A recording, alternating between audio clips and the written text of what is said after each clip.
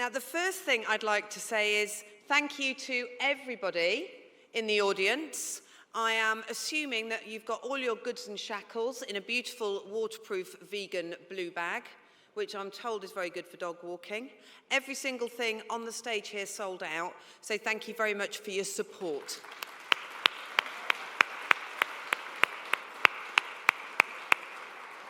And what an amazing bunch of young people they really, really are. Incredible. So I'm delighted that our next speaker is not only going to update us regarding the Council's visions and plans for Portsmouth, but will also do a Q&A at the end. The Q&A will be limited, and there'll be roving mics that will be happening around here. So Councillor Steve Pitt, as many of you in this room will know, is the leader of the Council and Cabinet Member for Culture, Leisure and Economic Development at Portsmouth City Council. He champions culturally led regeneration and is incredibly passionate about our fantastic city. He is one of the most hard-working people, passionate people I have ever met. So please welcome Councillor Steve Pitt.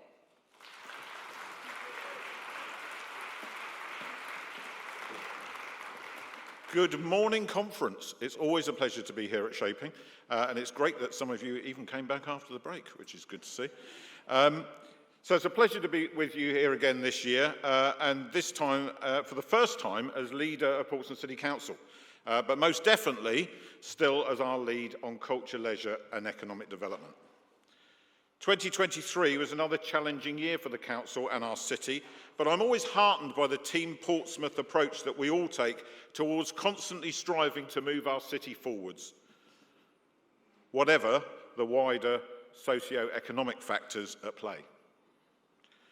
Right now, it feels as important as ever that every sector of business, whether commercial, charity, voluntary or community, work together towards the common goals we set out to achieve in our Imagine Portsmouth work, which created the city's new vision for the future.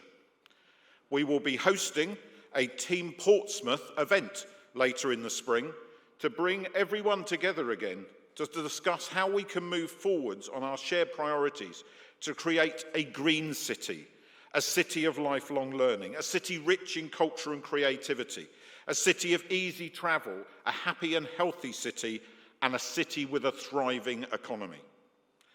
Thank you to everyone who has already been delivering on these objectives, and I look forward to this new opportunity to focus on our vision work later this year.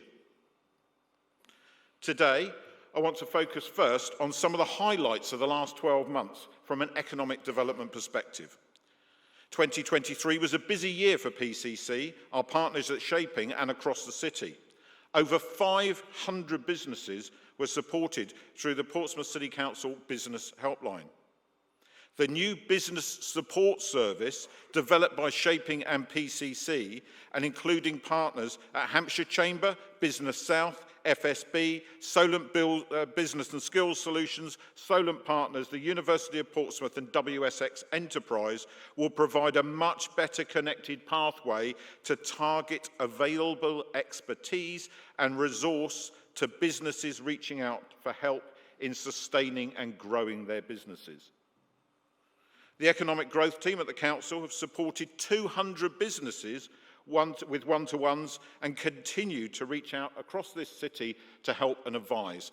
And I want to say thank you to the team today for everything that they do to support our local business community. Portsmouth has welcomed 3 formal team visits from the Department of Business and Trade to promote the city and the commercial opportunities here, thanks to the businesses who supported these visits, along with partners, of course, at Shaping Portsmouth. Post-Brexit, we are determined to own our destiny as a city of the world. And one way we can do that is by further developing our twin and sister city links across the globe. Jane Lemaire and I, she gets lots of mentions, doesn't she? I think that's the 4th today. She hasn't said anything yet. We were joined by the LEP and the University of Portsmouth on a visit to Halifax, Nova Scotia in September to formalise our sister city agreement and connect our businesses together. There are so many synergies between our two cities, and I look forward to the upcoming joint Halifax, Nova Scotia and Portsmouth Marine Defence Business Event, which is far too long a name, but it's supported by Maritime UK Solent, and it will be on the 4th of March, promoting the best the two cities have to offer, and the event will be largely promoted, so do speak to one of the economic growth team if you'd like to get involved, or have a word with somebody at the Solent Partners table today who should be able to link you in with Maritime UK Solent if you're not aware of the work that they're doing. Our Lord Mayor, nice to see you, Lord Mayor, and Lady Mayoress visited our twin city of Duisburg in Germany in November after we welcomed a business delegation from them in May, and the Lord Mayor visited our sister city of Maizuru in Japan. It's important that we continue to explore every opportunity to grow our business and trade links with our twin and sister cities to help create meaningful opportunities and to share knowledge. In July, for the first time in its history, Southsea Food Festival saw day one cancelled due to storms, but saw day two welcome over 35,000 people to Southsea, the biggest footfall in any day over the 11 years since the festival started, and a new record of over 60 individual traders attend the event. I understand that the inquiries for this year's event are already over 100. Eat the Island was a launch event for the Southsea Food Festival last year, working with suppliers and manufacturers from around our area. We welcomed over 70 businesses to the Queen's Hotel, and thank you to the Queen's for hosting. Real business partnerships came from this opportunity, including support for the wonderful family project, the Road to Karachi, which has secured partnership events with the Queen's Hotel, and a wonderful cookery school running out of the Southsea Deli. They've already raised enough for 53 clean water pumps against a target of 100 by resharing their family recipes and the wonderful journey that they've been on. Lakeside won Workplace of the Year, yes, and continues to be highly regarded by the businesses based there, fully vindicating the council's decision to acquire the site and protect this key employment location. The new solar array under construction over the car park will bring further benefits to the tenants and was the largest project of its type in the country, started last year. Further investing in opportunities to influence business growth, the council purchased the Bridge Centre in Fratton using future High Street's funding, allowing us to ensure an effective meanwhile High Street retail use. All of those units are now either let or in discussion with a lessee. That's fantastic, and it will be transformational for that centre. But we'll also combine the space with an opportunity to extend our enterprise centre reach with new office units in there. A great reimagining of that long undervalued space and an opportunity for the city to work with some fantastic organisations. So further spaces for small business community, flexible tenancy agreements ahead of a medium-term regeneration project. Small Business Saturday at the end of last year saw us welcome 5 traders to join the Commercial Road Market as they trialled a retail environment, some for the first time, and have plans to further invest in and develop the market down there over the next 12 months. More on that soon.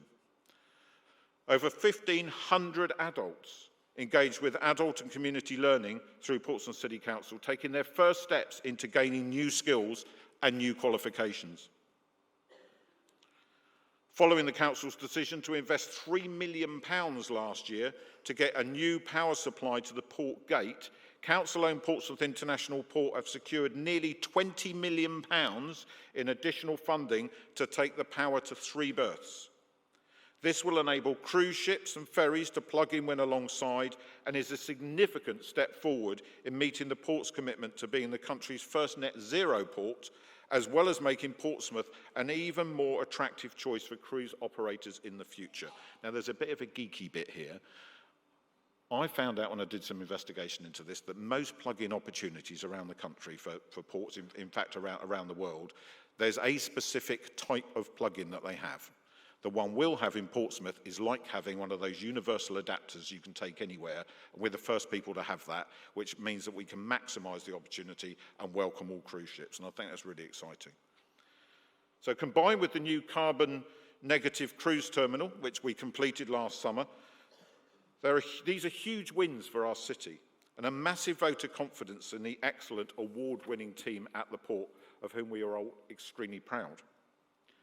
Elsewhere, the Council's arm's-length housing company, Ravelin, completed the total regeneration of Brewery House on Hambrook Street, proving to the market that build to rent is a viable proposition in Portsmouth and can be a significant contributor to our housing needs. 4 units are targeted at key workers at affordable rents, a first for the area. We also continue to buy back council properties, former ones that were previously bought under right to buy. This is when they come back to the market, and they're often usually in tower blocks or other council properties where we are also still a landowner, and therefore it's very easy for us to absorb them back into the estate. We've done 600 of these buybacks to date, and it's the largest scheme of its kind anywhere in the country. Our £170 million sea defences scheme in Southsea progresses well with strong approval from our residents. Later this year, the Theatre of the Sea around Southsea Castle will open, and I know you will find it as stunning as I do. Yes, one of the few privileges of being leader of the council is you do get to go and look at things before everybody else can. The team have asked me to remind you that our business newsletter has increased its reach to 5,200. If you are not receiving this, please subscribe on the Portsmouth City Council website, where we promote business support and funding and celebrate other successes in our amazing city. So what's next? Well, Future High Streets is funding some minor regeneration in the north of Commercial Road to improve the space and help make it more inviting. And my plea to Mark Waldron, please stop running stories implying that we are regenerating the whole of Commercial Road. We are not, or we're not saying that we are, because people will be incredibly disappointed. It's a small project. However, this is just a very small step on a long journey. We want to see a business improvement district established, the market thriving, and the area feel much more loved. The council do not own the retail premises on Commercial Road, and that makes major changes extremely challenging. However, we are committed to working in partnership with retailers and the establishment and around the establishment of the aforementioned bid, led by retailers. This could be an important first step. Proof of concept for a small retailer, and I was chatting to one of the best-known ones in the city only a few minutes ago, on the high street, can be really challenging. But I firmly believe that with the death of tired and underinvested in national chains, our independents can be our future high street stars, especially if we can grow our own. From February, our first pop-up shop will open in Cascade Shopping Centre. It will support a range of start-up retailers who may hopefully then go on to occupy permanent units in our city. Our thanks to Andy from Cascades and to Fludes for their support to make this happen, and we want this just to be the very start of a whole new way of working. The City Buildings Enterprise Centre, if you don't know where that is, it's the bit opposite McDonald's at the northern bit of Commercial Road, will be opening shortly and welcoming its first tenants, providing new workspaces which we know are in demand in Portsmouth. Other schemes will be completed in the very near future. The fantastic new football hub at King George V Playing Fields is nearing handover to Hampshire Football Association, who will operate it on behalf of the council. The £2.5 million regeneration of Victoria Park, just a few metres away from where we are now, is also nearly complete and looks stunning with a new community building at its heart. And sorry, we didn't put the glass house back with the sweary minor bird in it. Notice people of a certain age laughed at that because they remember it. Hilsey Lido is also set for a multi-million-pound regeneration with funding from the Levelling Up Fund. And you've already heard from Mac about the exciting Fairways Phoenix sculpture project, which will run along Hilsey lines. Important regeneration in the northern part of our city. The council's business park at Dunsbury is welcoming 2 new tenants, Inchcape and Percussion Play, at this important location, part of the Solent Freeport. Outline planning permission is now secured for the City Centre North scheme that I talked to you about last year, which will ultimately deliver over 2,000 new homes with additional space for office and retail. Our plans to downsize from the civic offices, can't happen too soon as far as I'm concerned, will deliver better value for money for local residents, help meet our carbon reduction commitments, and offer a once-in-a-half-a-century opportunity to reimagine the civic heart of our city. And while we're talking about ages, the reason I specifically said once in half a century is when we were talking about this the other day, they said it's once in a lifetime, and I remember last time we did it, and I'm not dead yet. The new leisure centre at Bransbury has, like all building schemes in the country, seen significant pressure on viability, but is now on track, and a planning application is due in by early March. This will provide a new pool, learner pool, gym, fitness studios, and significantly a new GP surgery through a partnership with Lighthouse Group Practice, which will see them move from their existing dated site to brand new facilities, which will in turn help to attract new GPs. On the topic of GPs, I want to congratulate the University of Portsmouth. Vice-Chancellor Graham Galbraith and his team have been successful in securing a new medical school in partnership with King's College London, which will open this September, and it is hoped that future graduates will make Portsmouth their home and help address our current appalling shortfall in GPs. I was delighted to attend the launch event and tour what will be a great new facility, training these doctors of the future right here in the heart of our city. Gunwharf Quays are, as we've already heard from the team today, set to make a significant investment into their hugely successful site, and I'm excited to see this progress and will continue to engage with Yvonne and the team there. Another important partnership has also enjoyed major success this year, as once again the City and University stood shoulder to shoulder with the valuable support of the team at Victorious and agreed to fund Portsmouth Creates over 3 years. This £450,000 investment in our cultural and creative sector has now been matched by Arts Council England to the tune of £650,000, making a total investment of £1.1 million. This funding will support a range of projects and, perhaps most importantly, mentoring and skills development, helping our creative micros to become small businesses and grow the sector. The depth of our creative talent always inspires me, and securing this opportunity to see it really thrive is a significant step forward for the city. Congratulations to Gemma Nichols, Portsmouth Creates Inspirational CEO, and a personal thanks to Tim Rusby for steering the board through its establishment, leading it through the pandemic with the likes of the We Create markets, and for always believing in Portsmouth's potential to thrive as a cultural city. We look forward to seeing Look Up Paint Festival really establish itself and grow. We celebrate the success of the Kings and the steady progress being made at New Theatre Royal. Here at the Guildhall, we look forward to the new base development, which will benefit local young people following both Arts Council and PCC investment. We are excited to see the delivery of the new Skills Youth Hub, which will be built in Stamshaw following BAE's significant investment, thank you, again supporting our young people to thrive. I think it's clear that there's much to be positive about and celebrate, and some things to look forward to.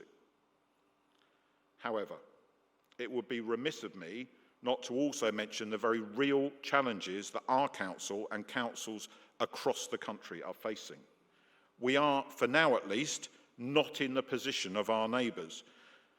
Southampton and the County Council are both signalling very real financial risk to their survival, and we have already seen other councils across the country fall under the weight of financial pressures. Demand-led services such as children's and adult social care continue to consume more and more of our limited resources as government fails to fund those things which prevent this increasing in the first place. Temporary housing costs, which also threaten to bankrupt a number of local authorities, continue to rise year on year. Government is in disarray. Initiatives that should have ensured that glass and plastics could be collected from our doorsteps by early next year have been delayed due to pointless flip-flopping by the Prime Minister. The border control post scandal, which is frankly a national disgrace, continues like a never-ending episode of The Thick of It. Deaf ears are turned to genuine concerns raised by councils of every political colour. Problems that could be solved remain unaddressed because we are preached at and not listened to. All of this means that there are risks and that there are very real pressures. Portsmouth is not immune. We've always planned and been cautious, but if central government does not address the shortfall in local government funding very soon, you will see councils tumble like dominoes. Just because here in Portsmouth we're okay for now, doesn't mean we can keep sustaining services while seeing our budgets cut in real terms year after year after year. Now, interestingly, at the very first meeting between the council and the business community 14 years ago at Lakeside, the meeting which led to Shaping Portsmouth being formed, much of the story was the same. The council had begun to experience diminishing resources and was reaching out to collaborate with businesses. It often seems that ever since, there has been one crisis or other getting in our way, holding us back from reaching our full potential. However, at the same time, we relentlessly and stubbornly move forwards. Maybe not as fast as we would like, but I want to be absolutely clear that our partnerships with the voluntary and community sector through the Hive, our investment in and our commitment to our creative and cultural sector through Portsmouth Creates, and yes, of course, our ongoing partnership with Shaping Portsmouth are at the very heart of our strategy to push through, to support our communities, to see our businesses grow and thrive, to see real culturally led regeneration in our city, and to confidently and defiantly, because we're from Portsmouth, face every challenge and take Portsmouth forwards, shaping our future together. Finally, I would like to pay tribute to Steph. He and I have worked together closely for a very long time. His tireless commitment to Shaping and to Team Portsmouth has been a source of inspiration to me in some pretty dark times, not least during the pandemic. He's been a trusted confidant and a real friend to me and a support to the council. He exemplifies what we should all aim to be, champions of our great city of Portsmouth and its communities. Thank you, Steph, on behalf of all of us and a grateful city. I look forward to working closely with your successor to ensure that Shaping Portsmouth continues to be one of our council's most important and successful partners.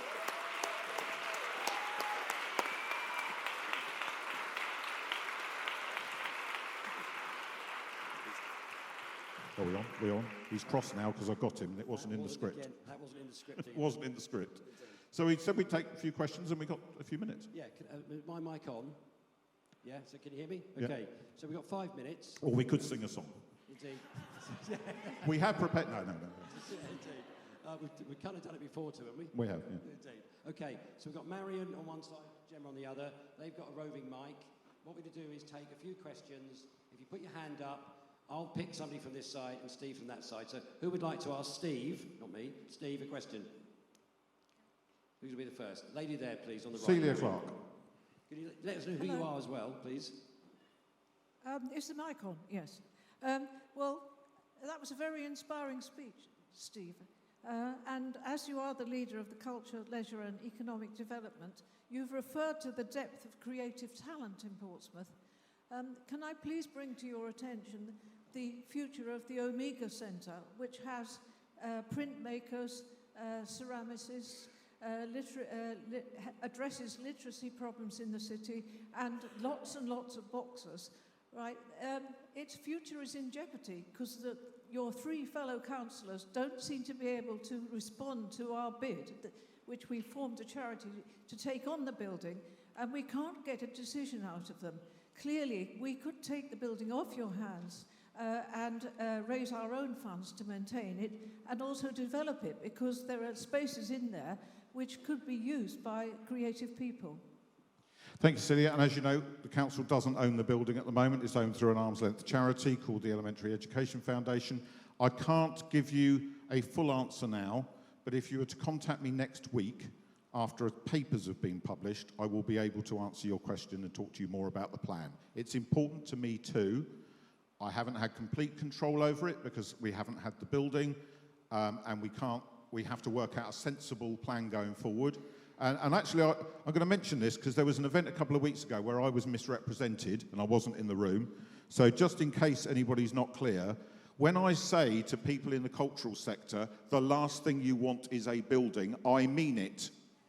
I've run a building. Aisha's laughing because she knows what it's like too. It's really stressful. It's a huge commitment. Often cultural organisations take over listed buildings or buildings that are complicated. I lived it. I'm not saying it lightly. It's really stressful trying to manage a property, and it sucks your creativity away, so you start worrying about paying gas and electric bills and if the roof's going to fall in, rather than creating amazing product, which is what you're actually supposed to be there, and that's your purpose.